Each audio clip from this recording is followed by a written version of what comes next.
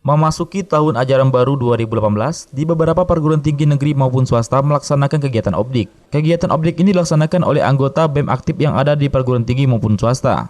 Setiap tahunnya, ini menjadi agenda rutinitas Badan Eksekutif Mahasiswa.